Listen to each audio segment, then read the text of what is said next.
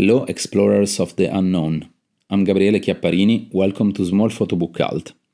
The Arctic, the final frontier. It has been talked about more and more in recent years, probably for the wrong reasons. One of the last virgin territories to be explored, penetrated, and conquered, mainly for its resources, which are becoming more accessible every day thanks to the climate change. We find none of this in this wonderful project. The photographer who observed the Arctic does so with completely different intentions, seeking a different perspective and subjects than those we are used to. Women who choose to live in those places. In Only Barely Still, on Woman and Wilderness, nature becomes no longer something to be subjugated and dominated, but a traveling companion to listen to and spend time with. Once again, we found ourselves with a beautiful book by ERISKAY Connection that perfectly conveys the photographer's vision. Welcome to the episode 46 of Small Photobook Cult. We are here with Catherine Lemblé. Hello, Catherine. Happy to speak with you today. Hi, Gabriele. Thank you, and likewise. It's a pleasure. I'm really curious to go deep on this project. How are you? Where are you? I'm good. I'm in Brussels in my apartment. Amazing city. I love it. Yeah, it is.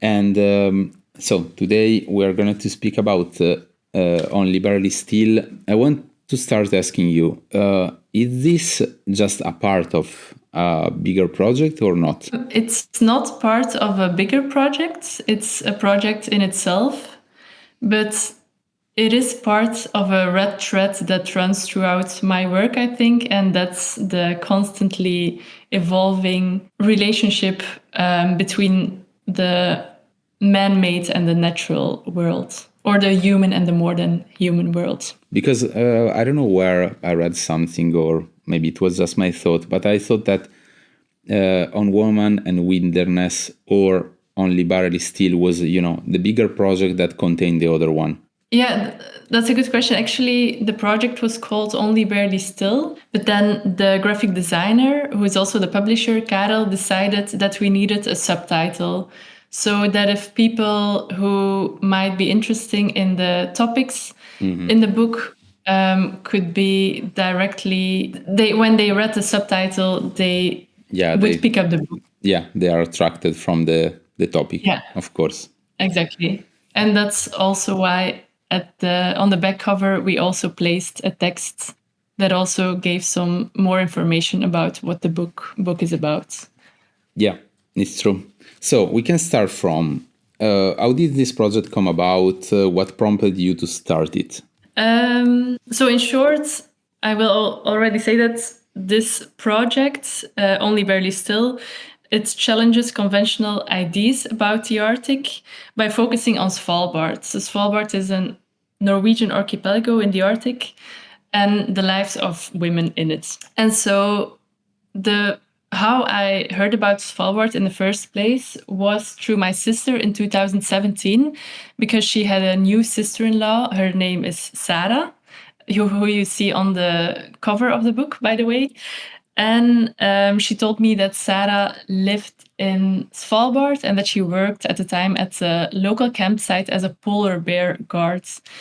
And so at this time, I've never heard of Svalbard before. In Dutch, it's Spitsbergen, which means spiky mountains. And I've certainly had never heard of a polar bear guard before. So I was immediately intrigued. And my sister told me that there were a lot of mountains and snow, which I really like. So I thought, okay, let's do it. I would like to go there and see what this place is about, and maybe meet Sara as well. So I went there for the first time in 2017, and I immediately fell in love with the place. Everything, it had snowed a lot, more than usual, and so everything was covered in this thick layer of snow that muffled all the noises. There were no trees. It was a transient month, so we just the inhabitants came just out of the dark season. So the light returned and the sky turned like all these pastel colors. And you had all these colorful houses with unlocked doors. You had no billboards in town, so it was really a peculiar place, unlike anything I had ever seen before. And so, for those who don't know, Svalbard is an archipelago, so a group of islands in between Norway and the North Pole. The biggest island is also called Svalbard, if I'm not mistaken, and the capital city is Longyearbyen. So Longyearbyen is a city of approximately 2,600 people, with more than 50 nationalities. So it's a quite diverse city. And you have a lot of restaurants, you have a university, you have schools, you have hotels. So there's quite a lot to do there for such a small and remote town. And it used to be a company town because in 1901, an American tourist, John Monroe Longyear, came to Svalbard and he thought that he could make some money by getting coal out of the mountain. And so he did. He started a mining company, and then it became a mining town. And this became, for decades, the largest industry. But nowadays, the largest industries are tourism and research. And the last mine also in Longyearbyen, shut down or stopped its operation from this year, actually. And this mine was a coal mine. So it's coal they're mining there. And so, because I like this place so much, I returned twice before 2020, before the lockdown. So I went back again for a week or 10 days maybe, and I stayed in a hostel. And I went on these different hikes with Sara, for instance. There is the second picture in the book is a picture I made the first time I went there of Sara and her dog Nemo when we went to an ice cave and we got caught up in a whiteout. So a whiteout is a phenomenon when there is a lot of mist and there's snow on the ground, and so you can't see where the ground ends and where the sky begins. So you lose all sense of orientation, which was a really special experience in itself. And I also went on hikes with a guide and some other people, because you can't leave town without a rifle as a polar bear protection, a rifle or a flare gun. So I went back 2 times with my camera without really a specific idea in mind. I just made pictures of the things that struck me. But what fascinated me was this contrast between this, on the one hand, extreme environment, and on the other hand, this comfortable, modern city. So on the one hand, you have 4 months of polar summer and 4 months of polar night of complete darkness. On the other hand, you can lead a really normal life there, but you can't, for instance, like I said, leave town without geared up with a rifle. Or you can walk to a swimming pool, the swimming hall, but you might get a frostbite if you don't cover your face well in this walk of maybe only 15 minutes.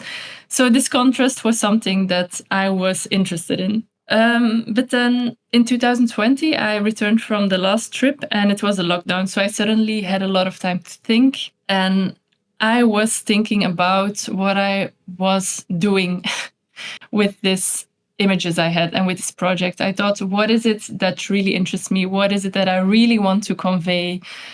What could I possibly add to this myriad of pictures that are already made there in Svalbard? So the key question for a lot of photographers. So it was around this time that I had just read the memoir A Woman in the Polar Nights by Christiane Ritter. So it's a memoir that she wrote about her stay in the Arctic in 1933, 1934, when she spent 1 year in the Arctic in a trapper's cabin with her husband and a friend. And it was beautifully written. It was a life-changing experience for her. And I had also 2 other memoirs that I was going to read. The first one was Wannie Get Your Gun by Wannie Waldstad. She was a Norwegian taxi driver who heard, when she drove around people, she heard all these stories about Svalbard, and she got really curious. And she went there and she stayed there for a couple of years trapping, and she became known as the first trappers woman on Svalbard in the 50s. This was. And then there is another memoir, Waar blijft het licht? It's not translated, but there is a film, and it is the film is called When the Light Comes. I never seen it, but so the book is by Helene van der Laan, and she was a 19-year-old woman who somewhere in the 90s also decided to spend a whole year in a trapper's cabin with another man. And so during this time, we had to stay at home. We didn't know when we could go out again. And I really longed for a book to escape with, a book about someone who goes out in the outdoors, in the wilderness, and with a protagonist I could relate to. This was important for me. And these memoirs I read, they made me reflect on the mountain books I used to devour as a 20-something. So I used to read a lot of books about mountaineers, or these lone male, or these lone men in nature. And their main goal usually was to conquer a mountain. But they were all written by men, these books. And so this is when I started searching for books that were written by women. And as I read some, I was struck by the way they described nature. For instance, I read The Living Mountain. She described walking in the Cairngorms as being with an old friend. So I have the quote here, actually. She wrote, "Yet often the mountain gives itself most completely when I have no destination, when I reach nowhere in particular, but have gone out merely to be with the mountain, as one visits a friend with no intention but to be with him." And so this resonated with me a lot, because I feel the same way when I'm in the mountains. Reaching the summit doesn't interest me as much as just being there. And as I read about these women who ventured north, or Nan Shepherd, or for instance Anne Labastille, who built a cabin in the woods in the Adirondacks, I began to think about the women I met in Svalbard myself. For instance, about Sara. She one day told me about how she wanted to spend Christmas Day alone in a cabin in the wilderness in Svalbard. So she went out and hiked more than 30 kilometers with a huge sled behind her with her stuff in the complete darkness, because as we know, it's 24 hours dark in winter. And she spent the night there, and in the morning she was awoken by a polar bear who was fiddling at the window. So, for instance, I thought about Sam, who is an American reindeer researcher that I joined last year on a 5-day trip.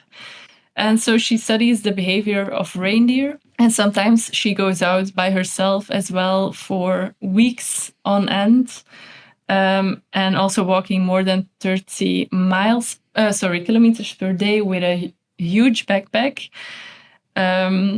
to study reindeer and be in a cabin alone. And so I thought of many others who decided to build a life in Svalbard. Because for the most women who live there, it's a decision, because you can be born in Svalbard, and there are kids who grow up there, definitely, but the majority of women who live there, they choose to move to Svalbard and build a life there. And so all these stories and these lives stood in stark contrast to how women have been traditionally portrayed in Arctic history, in Western accounts of Arctic history and literature.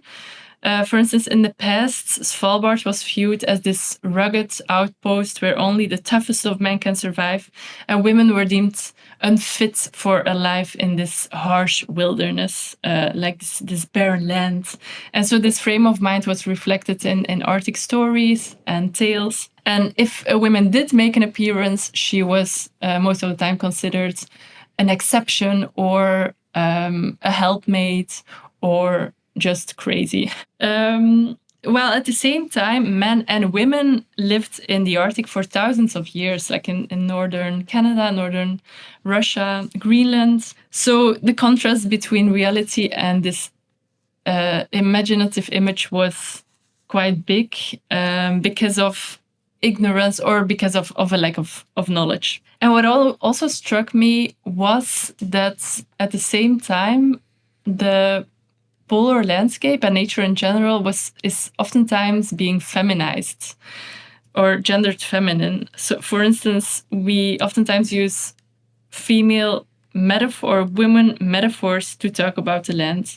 If we think, for instance, about virgin land or a passive body to be penetrated, quote unquote, or conquered, or nowadays protected, like a barren place or a ruthless ice queen, or a giving mother, for instance. And so it was during this time as well that I read a book by Annette Colodny, which is called Lay of the Land, and in which she researched how male writers wrote about the American landscape from the 16th century until the 1860s. And it's a psycholinguistic study, this book, and she studied this land as woman metaphor. And so she noted that in American history and literature, the land has been oftentimes described as a woman, as for instance, a nurturing mother,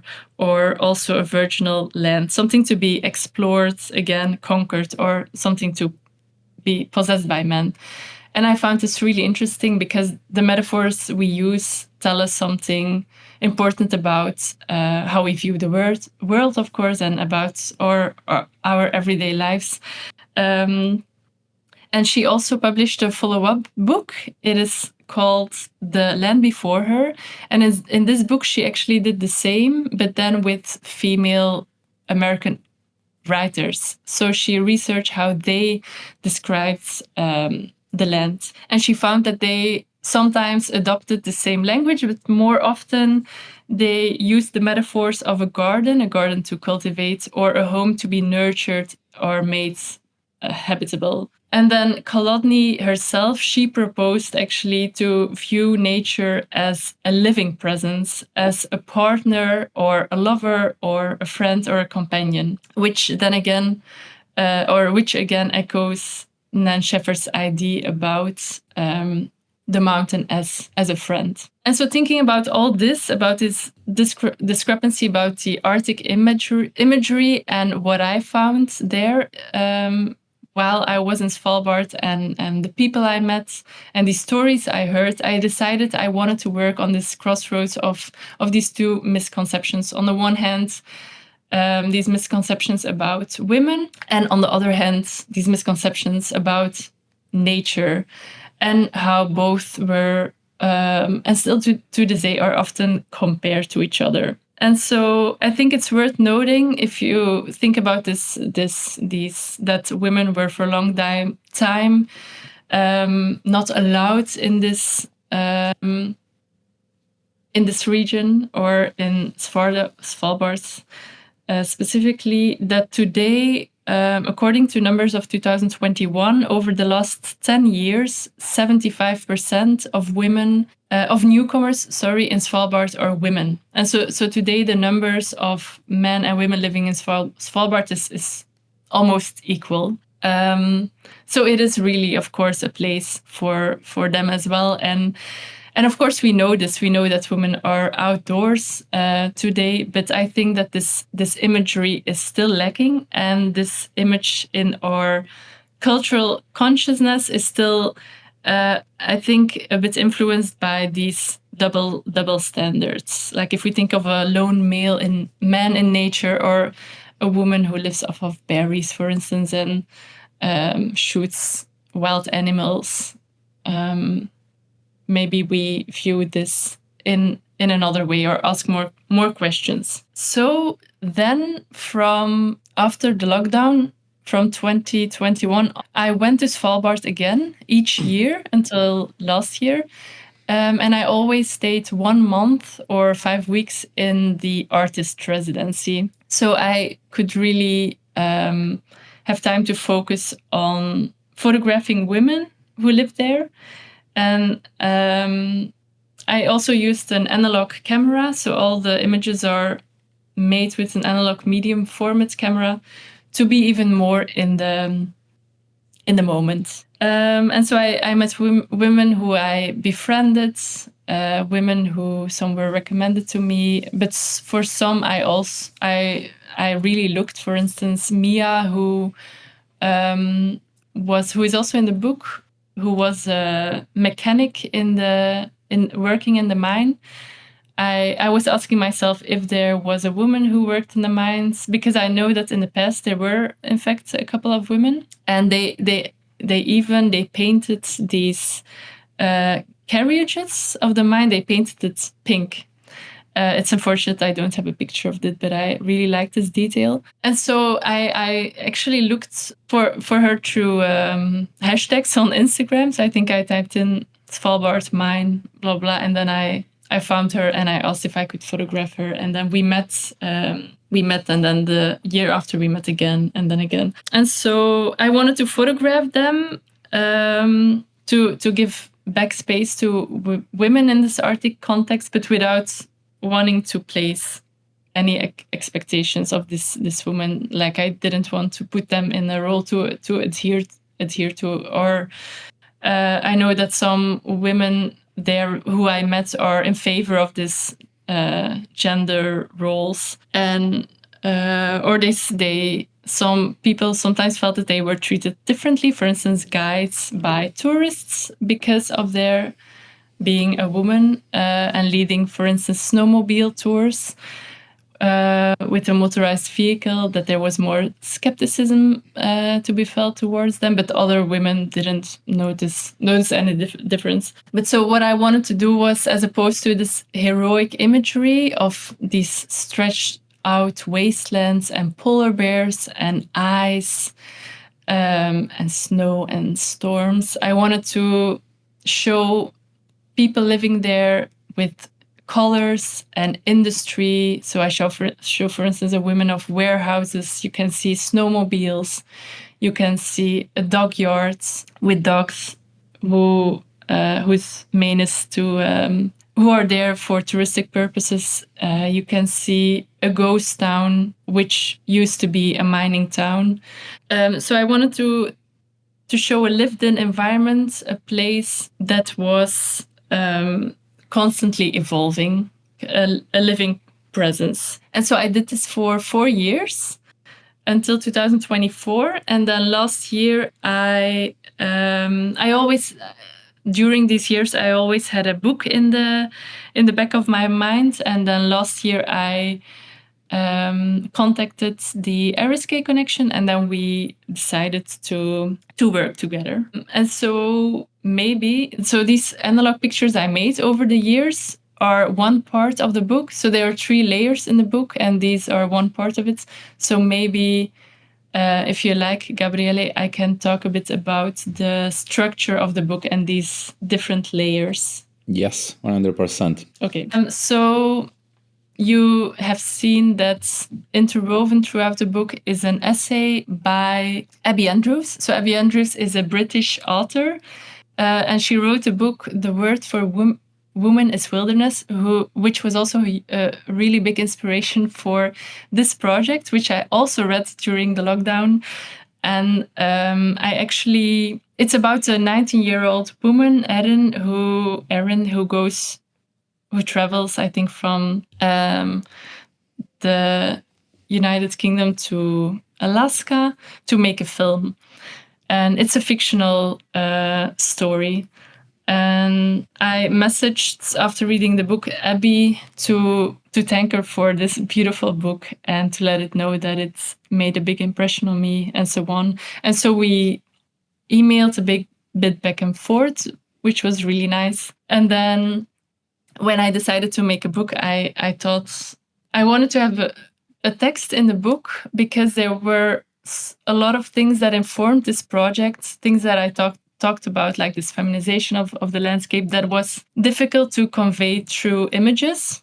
But I wanted it to be a part of the book. So I thought text would be the good way to include this in the book. So then I thought about asking Abi to write a text, and I was going to give her carte blanche so she could choose what to write about. It could be fictional, it could be whatever she wanted. And then she decided to write about the Arctic, the history of the Arctic, female figures in the history, and counter narratives. For instance, she mentions in the text the short story Sur by Ursula K. Le Guin, which is an amazing short story. It's very humorous as well. It's about 9 women, South American women, who traveled to the South Pole.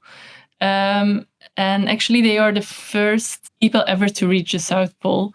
So but they decide to not tell anyone, to keep it a secret. And voila.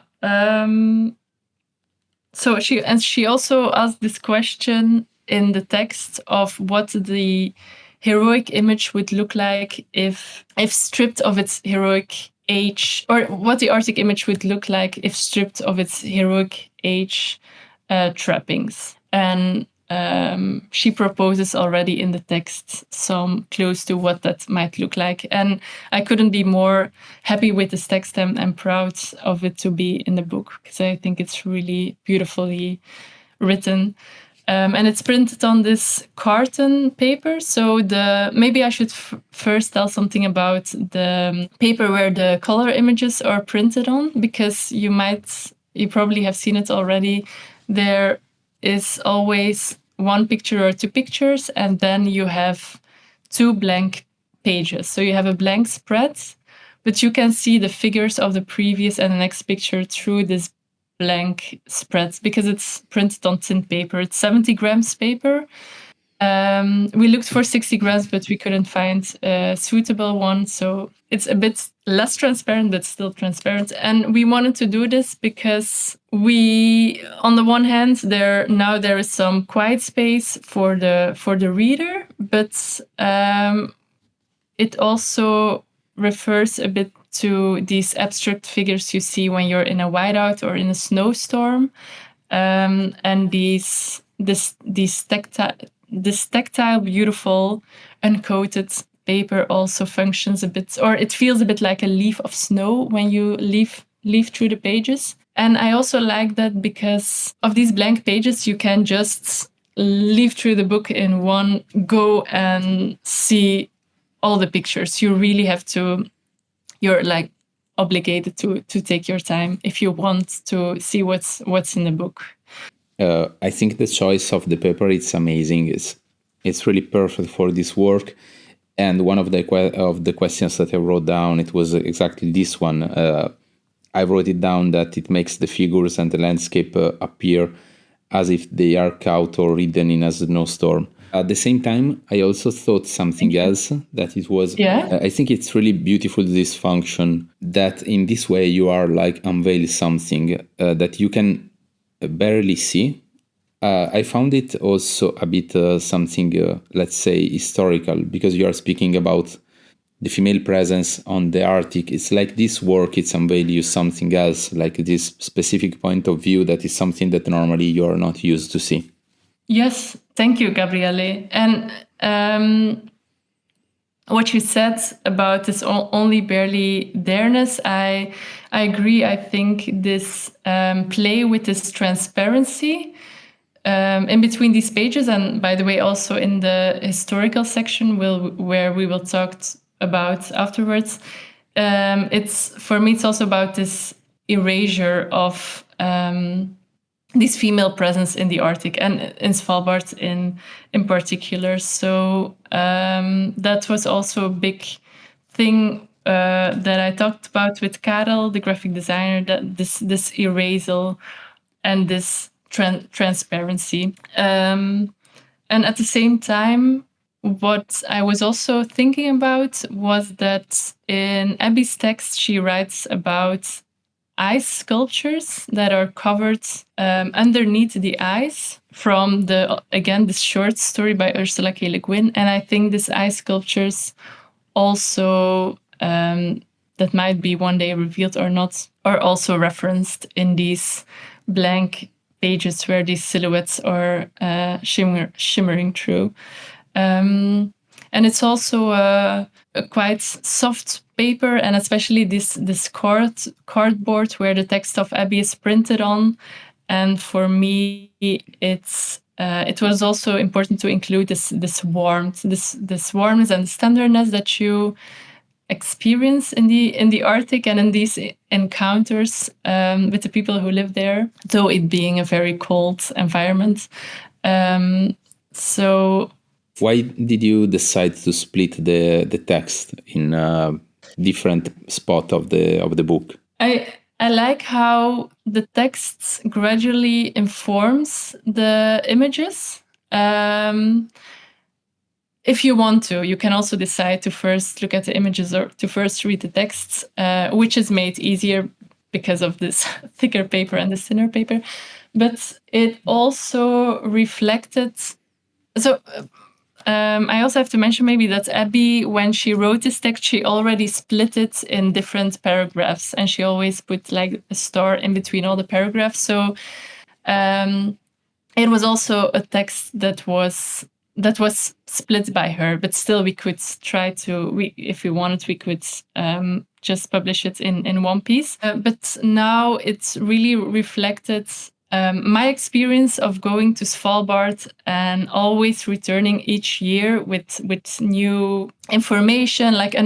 It's really a place like an onion, and each time you peel these different layers. And it also reminded me of the lives of people who live there. Their lives consists a lot of time of going out or going on adventures, and then getting back to the town, getting back to their work, to their lives, to their families. So it's not like one big heroic quest, like one arc, but it's all these small waves, like going out, going back in, going out in the cold, going back in the warmth, and or going on, in my case, on a residency, returning home, going back out there and discovering new things. And I think this is also reflected in these different chapters or different texts. This text that is one text, but interwoven throughout the book. Yeah, I understand. And also, like, to me, it was like watching your book, it was a bit like walking inside this landscape and portraits, and then sometimes, take a break somewhere and give myself the time to read something more. So I think it works really well. Oh, thank you. That's nice that you got this out of the book. That's like walking and resting. Yeah, because that's also what I had in mind. And then we arrived to the other, let's say, chapter that you want to... So this index page, these are actually images of women who I photographed, women who are in the book, but also women I photographed who aren't in the book.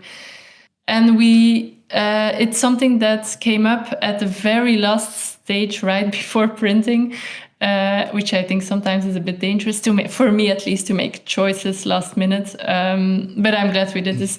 It was an idea of Karel and Rob, the publishers and graphic designers, because they thought like, okay, in the back of the book, there is this archival section with historical images of women who used to live in Svalbard, and you give you can read more about them. There's information about their lives, like these short biographies and their names. But then the women you photographed, they are not named.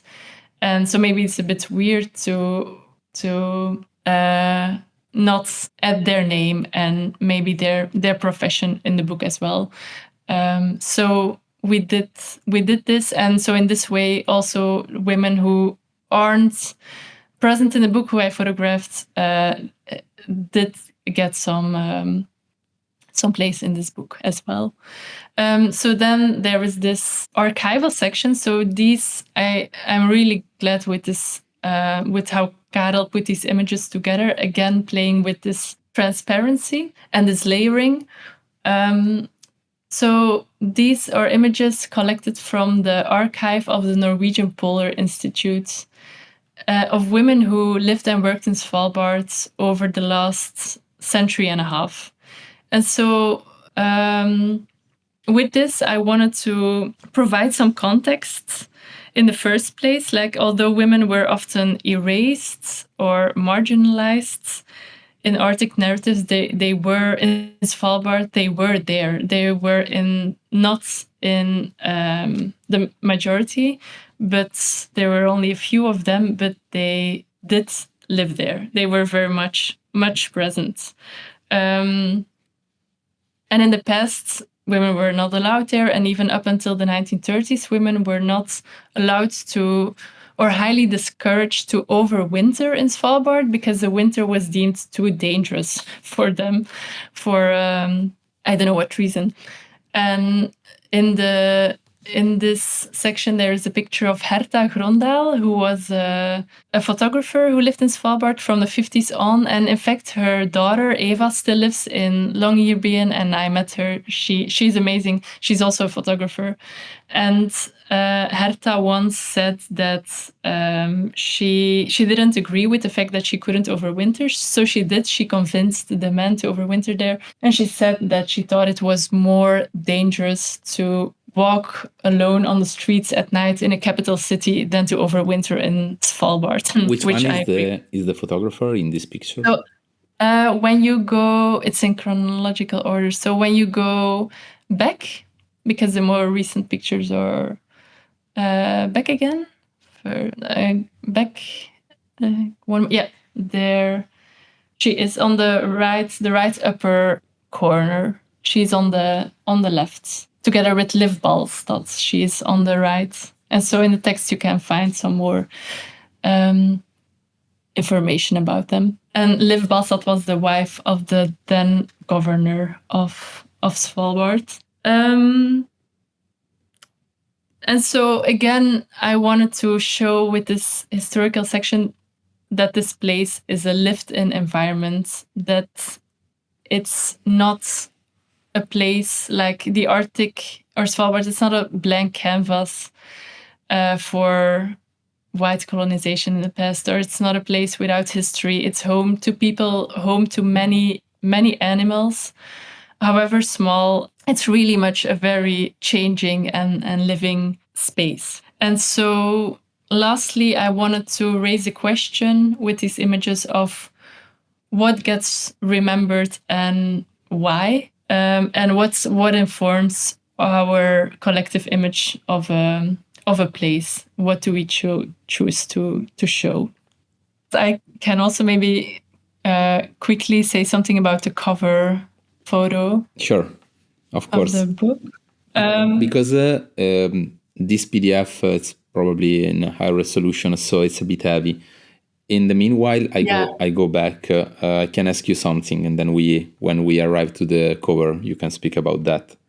Yes, please. I want to speak about the title. So the title you choose suggests a kind of tension between movement and stillness. What about the title? Yeah, that's a good question. So the title, it's...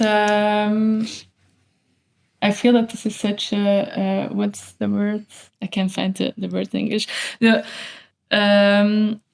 Actually, I got it from a badly translated sentence in a brochure of a sculpture garden I visited in Italy one day a few years ago. It's Parco dei Monstri. Mm-hmm. Do you know it? Yeah. Yeah, and it said like this. I came across this sentence that said, "Only barely still," and then between hooks, mostly destroyed. And it just struck me as such a beautiful sentence, and I felt that intuitively it fits the project. And it also reminded me again of this erasure, and also about these, for instance, these ice sculptures again in this short story, that they are maybe still there, but only barely there. So I think it's a title where people can they can interpret it as how they want it, and it's very interpretable. So I thought this was fitting for the project. But I'm also glad that Karel proposed to add this subtitle on women and wilderness, because otherwise it might have been a bit too abstract. Yeah, I understand why. Another question while we reach the cover. What qualities does film bring to the project that digital couldn't offer? I don't know if digital couldn't offer it, but for one, when the light is reflected when the light on the snow is reflected in people's faces, I think it's captured really well on film. And when there's a lot of snow, you always have to, when you're photographing on film, that is, overexpose for 1 or 2 stops. And I really like what this looks like, and like the lightness it brings, and because I think it captures the existing light in this place really well, like this almost blinding light, this lights reflecting on the snow. And also the process of photographing with film, like you have to choose really well what you want to photograph, because on the films I use, with the camera I use, you can only make 10 images, and you really have to, or it allows me to be more in the moment, because I'm less preoccupied with a screen, so with which I look at to try to copy what I see. I'm more occupied with interpreting what I see, and then making a few images, and then I'm back in the moment with this landscape I'm photographing, or this person I'm photographing. So I like this approach a lot. Yeah, and we are in the cover now. Yes. So this is a cover of Sara. A photo of Sara that I made when we were hiking right before my flight left. We were climbing this Plateaufjellet mountain near town, and for the first time this year the light returned. So the sun returned after all these months of darkness, and it's shown for the first time on Sara's face. So I thought that was a really beautiful moment, and at the same time, back then when I made the picture, I didn't have this in mind.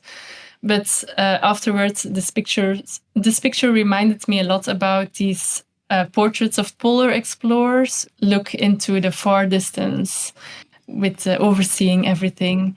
And I think her portraits works well as a cover image, because it's encapsulated also this, at the one hand, strength, and at the other hand, this tenderness and this warmth that I feel is present in this project, and what I encountered there often. I actually would have liked to have it in the book, but apparently they don't do it, because you don't show the same picture twice. Yeah, I agree, or at least I partially agree. It can be strange. It can be strange. Really, I don't know. I wouldn't have found it strange, but but I'm okay with it not being in the book. Like from my experience, I think it really depends, because probably if you put an image in the cover, but in a small corner or quite small, it doesn't bother me if I see the picture in the book in let's say bigger. But in your case, it's the same size that you are going to see probably in the book. So I understand this decision to, if we have it in the cover, we are not going to have it inside. Yeah, indeed. That's true, because then it's twice exactly the same size. Yeah. And And by the way, the cover, it counts as a picture, so it's not outside the book, right? No, yeah, that's true. It's the first picture in the book. Catherine, did you need to develop a different visual approach to kind of, let's say, counteract the classic image of the male conqueror of the Arctic? That's an interesting question. Because you yes. Now just said something that it's let's say a kind of reply, and I was interested to see if there is something more, because it's true that this one it refers in some way to a kind of imageries that we have in mind of explorer stuff, but it's true that you add this softness, and she's really sweet in this picture. I really like it a lot. So sorry, I don't want to interrupt you. No, not at all. I think I tried consciously to shun this mastering gaze that we see sometimes in pictures, or for instance, if you think of the pictures of early photographers like Carlton Watkins or O'Sullivan, what's his first name again? I can't remember. Timothy O'Sullivan, where they photographed the American landscape. And so they show these empty, quote unquote, landscapes void from indigenous peoples that they can encroach. And so I thought about these kind of pictures and about photography as a way to control a landscape. I also thought about the language of photography that we use, like capture a picture and shooting a picture. But I'm sidetracking, and so I didn't want to show these images of these vast landscapes with like one small person overlooking the landscape. I decided that I wanted to come closer. I still wanted to follow my own feelings and my own way of photographing. And I think it's how I like to interact with the world, like not too close, but not too far away. And also it depends on I always use a 50mm lens. So there's always kind of this same distance in the images. But I did think about the pictures that I didn't wanted to take on purpose. And how did you handle relationship and the moment capturing the portraits? Like how did you build the relationship with these people, and how did you build the portraits? Like you stage it, or it was just following someone and taking picture? So most of the images were not staged. So some images I made on the spot when I saw someone doing something. For instance, here you see Sam removing a collar from a reindeer that died that we had to find during this 5-day trip, hiking trip. And so I always photographed with a tripod there because there's not enough light. So of course I had to ask, because the shutter is, for instance, 1 second, like, okay, please stay there, stay still while I make this picture of you. But most of them were found this way. But there are some pictures that, for instance, this one, Ronja. So I had met her and I knew that her mother owns a dog yard and that they just had puppies, because Ronja, it was her idea actually to go visit the puppies in the dog yard. So then I thought about how to stage this picture so that I could make something out of the situation, which was really it was a super chaotic scene, and I was convinced that not a good picture could come out of it. And I think it's short of a miracle that all the dogs are in the right position. It didn't happen often that it worked out. And how this group of girls react when you ask to take pictures? Mostly positive, actually. I can't recall immediately. Yeah, I think most people were quite enthusiastic and said, "Yeah, yes, you can take this picture," and they were also interested in this idea and this project, and being a part of it. They seem to really like. And they saw the project, the book, or still not? No, because the book it will officially launch in 3 days, so they haven't seen it yet.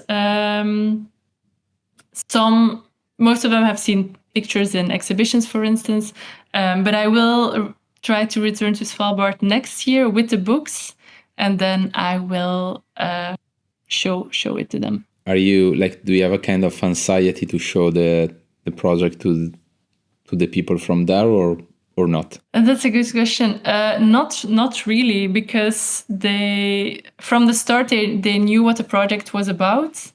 There are only 2 pictures, I think, of Sara that I made before I got this new idea.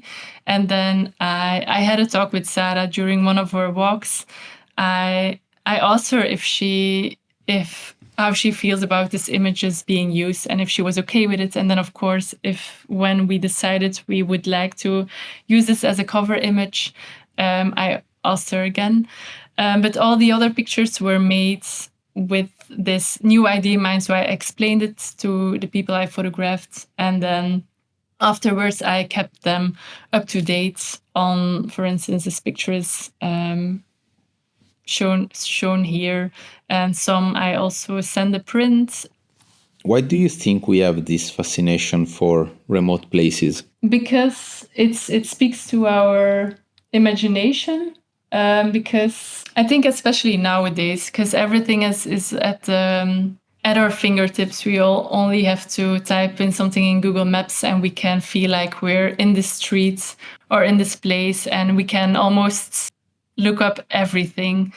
And these remote places are one of the few places that remain unknown to us. And it's also this place where you can, or that's done oftentimes, I think, can project things on. Like it's for some people, it can look like a tabula rasa where you can project your own dreams or desires on.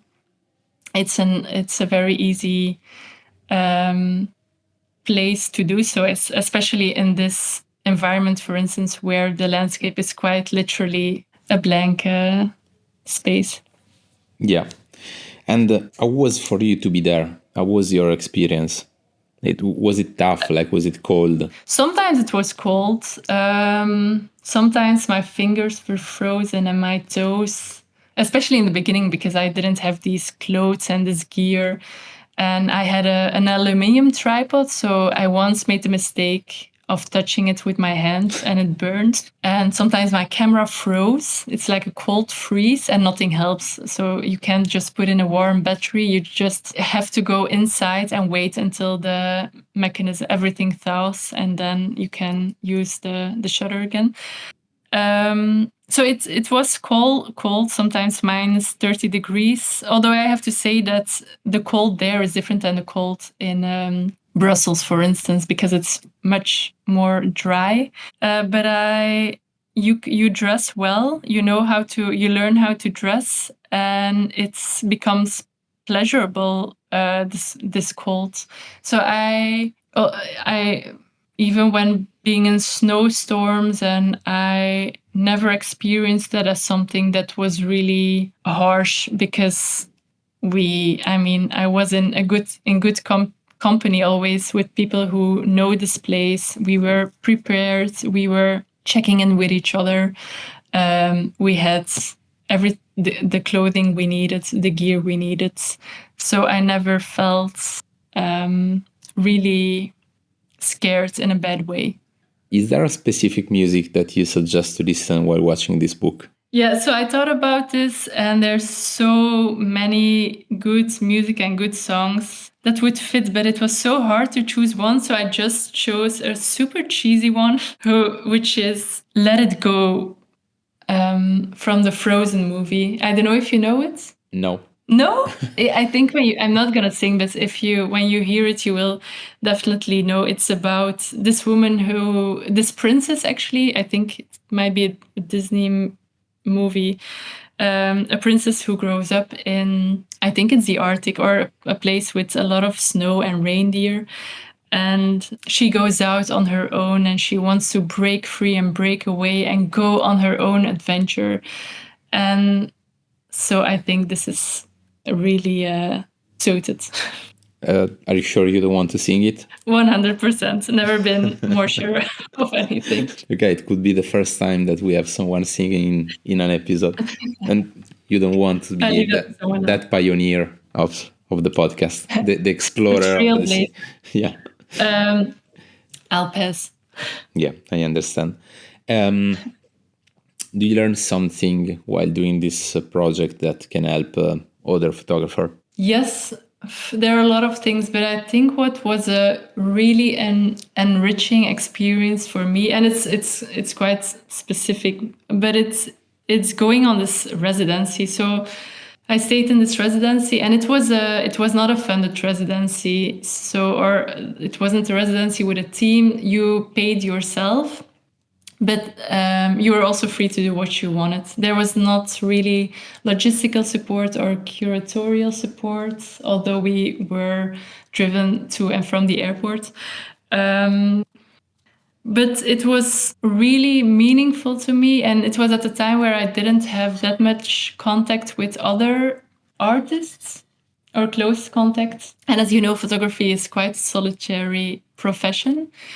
And so being able to seeing how other artists from all over the world worked and talk with them about challenges, sharing meals, going out together, going on trips together, having the sense of community and seeing them work was so inspiring. And so if you're a photographer who likes to go to another country, for instance, to make work in one place, I would definitely recommend to go on to stay in an artist residency.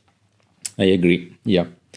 And the very last question is, can you suggest us a book to have here in the podcast in the future? Yes. So there are so many books. More than one also, if you want. Okay. It's a really wonderful book. So it's Into Me See by Els Martens. She's a Belgian photographer, and she went to Greenland for a couple of times during polar summer. And then she made 2 books. The first one is called Stek, and the second one is Into Me See. And it's not at all, the images in the book are not at all what you would expect when you think of Greenland or Greenland in summer. She plays with the linearity of time and space, and she deconstructs it in a mesmerizing way, and you get really sucked into this book, like this. It's this embodied experience of seeing a landscape and being in the landscape, of moving and dancing. She mentioned once that dancing was a really big part of her work, and so her book manages to translate this embodied experience really well, and also to play with expectations and to play with your mind as well, especially in her first book. Like, you lose all sense of perspective and of time and place, and it's a book, like her 2 books, they're books that I've not often encountered before. So I think they're really one of a kind. She really knows what she's doing, and she follows her intuition. And who is the publisher? That's a good question. I don't know. I'm gonna look it up real quick. It's by Borgerhoff and Lambrecht. Okay, found. Yeah. It's of course always different, but seeing the book online and seeing it in real life, if you have the chance, if you're ever in Brussels, I know Tippy Bookshop sells the book. It's really, because it's also it's a bit larger, the book. So it's worth to leaf through it in person. Yeah, of course. If you have the chance. Of course, I agree. And the last question, ask yourself a question and give yourself an answer. Oof, you didn't tell me about this question. No, it's not going to work if you know that. No, indeed. Ask yourself a question and respond to this question. Yeah. Maybe something about what the meaning of photography can be nowadays in an oversaturated world where we are constantly bombarded with pictures, some of them that are not even made by humans. How can photography function in a meaningful way? ? And the reply? And then I have to answer it. Yeah. You choose the really hard question. Like some people ask, how is the weather today? And the reply is fine. Great. I saw a movie this week and I forgot the title of the movie, but then this person said that when there's a young artist and they haven't developed their own style yet, or they don't have the tools to make this really good work yet, that what is left is something that is pure and something that is raw, and you can feel it. And I think maybe it's definitely not about a perfect picture, but more about this rawness and this honesty. And I also think if there's photography that finds a way to connect people, I think that would also something to look out for. That could be something really valuable in the future. Yeah, it's true. No, it's like the music of Daniel Johnston, for example.